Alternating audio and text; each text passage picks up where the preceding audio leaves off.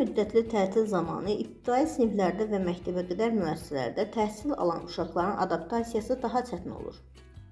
Belə olan halda qısa müddətli tətillərdə valideynlər çalışmalıdırlar ki, uşaqları tamamilə dərsdən yayındırmasınlar. Yəni, gün ərzində 20-30 dəqiqə müəyyən tapşırıqlara vaxt ayırsınlar. Bunu redaktoraza açıqlamasında psixoloq Vüsalə Əmraslanova payız tətilində olan şagirdlərin daha sonra məktəbə adaptasiya olmasında yaranan problemlərdən danışarkən bildirdi.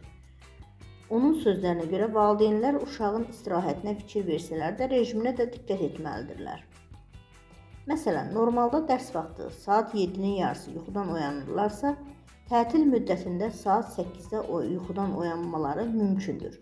Bu onları nə çox yatmağa, nə də evdə qalmağa həddindən artıq alışdırmayacaq. Həmin müddət ərzində də uşağın fəaliyyətdə olması vacibdir. Yəni, müəyyən fəaliyyət növləri ilə məşğul ola, hər hansı gəzintilərə və ya məşqlərə gedə bilərlər ki, bu da onları daimi evdə olub, yalnız istirahətlə məşğul olmaq vərdişi qazandırmasın. Onsuz da uşaqlar 6-cı və bazar günləri evdə olurlarsa, bu onlar üçün qısa tətilə bərabərdir. Düşünürəm ki, daim məşğul olan, fəaliyyətdə olan bir ibtidai sinif şagirdi 3-5 günlük tətildən sonra adaptasiya prosesində çətinlik çəkmir.